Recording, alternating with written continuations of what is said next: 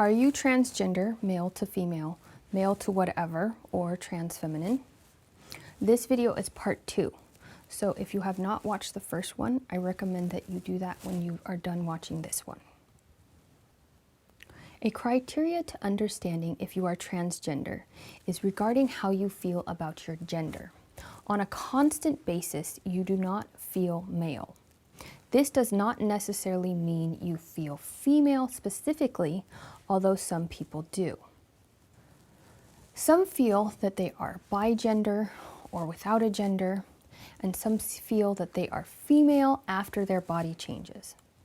Regardless of what you feel your gender is specifically, male does not fit. Again, you do not feel male. And no matter what you do, how good things are going in your life or how bad things are going in your life, this feeling about your gender is persistent. It is always with you. I want you to think about your gender over the course of your life and how you felt about it. I am going to make a list of what are some common things I see people who are transgender experience over the course of their life, which demonstrated that they did not feel male. I want you to know that this video is not a comprehensive list. This video can only be so long, so I can't list everything. So there's a lot more involved than what I'm about to say. But the point is that it gets you to think about your life, and some of them may apply to you. Now, if there's not a single item on this list, it doesn't mean you are not transgender. Your list might just be different. Growing up, you may have secretly wished or prayed to wake up as a girl the next day. When you had a chance to play with others as children or even alone, you might have picked a female role like mother or aunt or sister. You may have dressed in women's clothing when you were alone or when you had a chance to play in them and it was okay. You may have dressed up in a costume of a female character when you had the chance to, and this can be either as an adult or a child. If you play video games, you may have preferred female avatars or gender-neutral avatars like an animal. You might have grown out your hair or tried to grow out your hair.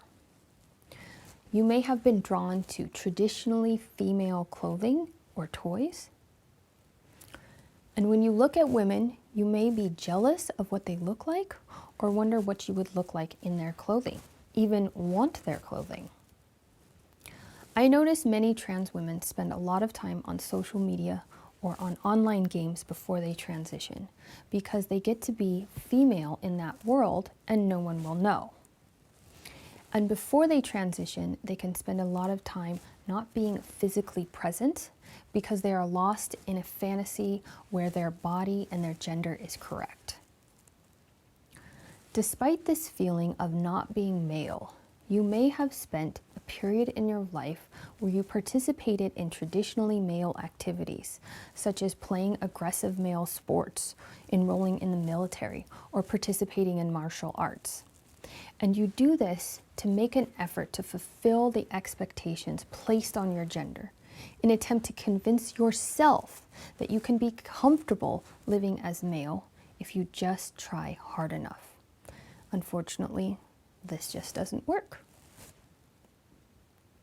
I would like to add that if you are watching this video for yourself or researching what transgender is online, then you are likely transgender, because cisgender people do not ask this question, am I transgender? Not generally. Again, think about your life and look for the signs that show how you felt about your gender and make your own list. If you have dysphoria and a constant feeling that you are not male, then I believe you owe it to yourself to explore this further.